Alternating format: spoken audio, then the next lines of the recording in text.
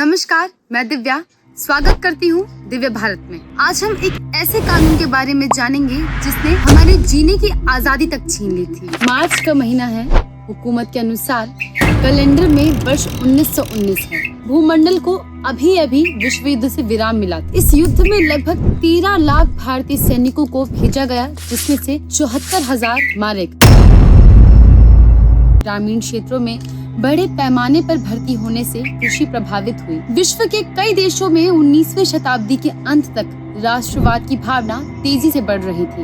Europe, Germany, Italy जैसे देशों में एकता के बाद राष्ट्रीय गौरव और श्रेष्ठता की भावना बढ़ी। बाल्कन क्षेत्रों में स्लाव जातियां ऑस्ट्रो हंगेरियन साम्राज्य से स्वतंत्रता चाहती थी। फ्रांस को अभी भी जर्मनी से हारे गए अल्सास लॉरेन क्षेत्र की वापसी की उम्मीद थी। इस युद्ध में भारतीय स्वतंत्रता संग्राम में भी एक सकारात्मक प्रभाव छोड़ा। प्रथम विश्व युद्ध के उपरांत भारतवासियों में अंग्रेजी हुकूमत के खिलाफ असंतोष की भावना और भी बढ़ गई थी। आंदोलनों में तेजी आने लगी। तभी अंग्रेजी फरमान आया जिसका नामकरण रॉलेट एक्ट की संज्ञा से की गई। ये वो दौर था जब अपने अत्याचार को बल देने के लिए कानून का रूप दिया जाता था। कमाल तो ये था कि कानून का नाम उसी के नाम पर रखा जाता था जिसके मस्तिष्क में ये दमनकारी सोच की उत्पत्ति होती थी। इसी परंपरा के तहत साइमन रॉलेट, जो उस समय भारत में ब्रिटिश सरकार के उच्च अधिकारी था, उसके नाम पर रखा गया। रॉलेट एक्ट के तहत ब्रिटिश सरकार को यह अधिकार मिला था कि वो बिना किसी मुकदमे के किसी भी भारतीय नागरिक को गिरफ्तार कर सकती थी और उसे जेल में डाल सकती थी। इस कानून के तहत गिरफ्तार किए गए व्यक्तियों को मुकदमे या सुनवाई का कोई अधिकार नहीं था। रॉलेट एक्ट भारतीय उपमहाद्वीप में ब्रिटिश साम्राज्य द्वारा लागू किया गया एक विवादास्पद और क्रूर कानून था, जिसे 18 मार्च 1919 को ब्रिटिश सरकार ने पारित किया था। इस एक्ट का उद्देश्य भारतीय स्वतंत्रता संग्राम को कुचलने के लिए विशेष शक्तियों का प्रयोग करना था। रॉलेट एक्ट के तहत सरकार को यह अधिकार था कि वो किसी भी भारतीय को बिना किसी आरोप और न्यायिक प्रक्रिया के गिरफ्तार कर सकती थी। यदि कोई व्यक्ति किसी गतिविधि में संलिप्त पाया जाता था जो ब्रिटिश सरकार के खिलाफ मानी जाती थी, तो उसे बिना न्यायिक सुनवाई के सीधे जेल में डाल दिया जाता था और उनकी रिहाई की कोई संभावना नहीं। रॉलेट एक्ट के अंतर्गत ब्रिटिश सरकार ने प्रेस पर कड़ी निगरानी रखी और किसी भी समाचार पत्र या पत्रिका को जो ब्रिटिश शासन के खिलाफ सामग्री प्रकाशित करते थे, उन्हें प्रतिबंधित कर दिया गया। इस एक्ट के अंतर्गत किसी भी सार्वजनिक सभा को बिना सरकार की अनुमति के आयोजित नहीं किया जा सकता था। यदि कोई सभा बिना अनुमति के आयोजित होती थी तो उसे बलपूर्वक समाप्त किया जाता था। धीरे धीरे ये खबर फैल गई। महात्मा गांधी ने इस कानून के खिलाफ आंदोलन शुरू किया और इसे अत्याचार का काला कानून कहा।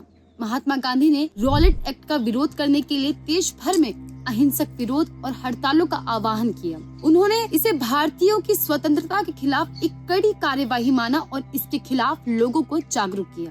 यह आंदोलन भारतीय जनता के बीच एकजुटता और विरोध की भावना को जागृत करने में सफल रहा। उन दिनों पंजाब और बंगाल प्रांत आंदोलनों में ज्यादा सक्रिय थे। पंजाब प्रांत के अमृतसर स्थित जलियांवाला बाग नामक स्थान पर एक बैठक बुलाई जाती है। बैठक की सूचना से लगभग 10,000 से अधिक लोग इसमें शामिल होते हैं। 3 पीढ़ियां लगभग इसमें शामिल थी। एकत्रित होते हैं। कहीं से खबर जनरल ओडायर को मिल जाती है। रिपोर्ट की माने तो 12:40 के करीब इसकी सूचना उस तक पहुंचती है। कुछ ही घंटों में उसने आर डायर के अगुवाई वाले हथियारों से लैस 90 लोगों की सेना को स्थल की ओर रवाना कर उस बाग में आने जाने के लिए एक ही रास्ता था। 4 बजे के आसपास आर डायर वहां पहुंचता है और उस एक दरवाजे पे कब्जा कर बिना किसी चेतावनी के गोलियां बरसाने का आदेश देता है। अचानक से गोलियां चलने लगी तो लोग भागने लगे। रास्ता न मिलने के कारण कुछ लोग जान बचाने के लिए वहां स्थित कुएं में कूद पड़े, पर बर्ता ऐसी कि उस कुएं में गोली चला पानी को लाल कर दिया। अंधाधुंध गोलियां चल रही थी कि क्या बच्चा और क्या जवान। एक गोली ने माँ की छाती से लिपटे बच्चे को माँ के साथ ही कुल 1650 राउंड फायरिंग हुए। 10 मिनट तक लगातार फायरिंग किसी के आदेश देने पर नहीं रुकी तो बस इसलिए क्योंकि जीवित कारतूसों की संख्या 0 हो चुकी थी। अंग्रेजी सरकार ने 371 लोगों को मृत होने का आंकड़ा बताया, पर यदि उस दौर के अखबारों और लोगों की माने तो यह संख्या हजारों में थी। बिना किसी कसूर के हजारों लोगों की हत्या कर दी गई। विश्व में जब ये बात गई तो अंग्रेजी हुकूमत की थू-थू होने लगी। उसने अपने आप को निर्दोष साबित करने के लिए हंटर कमीशन का गठन किया। निष्पक्ष कार्यवाही का ढोंग चला। जनरल डायर ने जवाब दिया कि जवाबी कार्यवाही में उसने गोलियां चलाई। इस पर उससे पूछा गया कि उन्हें 9 महीने के बच्चे से कौन सा खतरा दिखाई दे रहा था। खैर, कार्यवाही से पहले ही फैसला लिखा जा चुका था। इस ढोंग के उपरांत उसे निर्दोष करार दिया गया। इस घटना ने लोगों के आक्रोश को बढ़ा दिया। एक बच्चा जो इस घटना के वक्त करीब 12 साल का रहा होगा, ऐसा माना जाता है कि वो वही घटना स्थल पर मौजूद था। उसने इस घटना के दोषी को सजा देने के लिए अपने को प्रतिबद्ध कर लिया।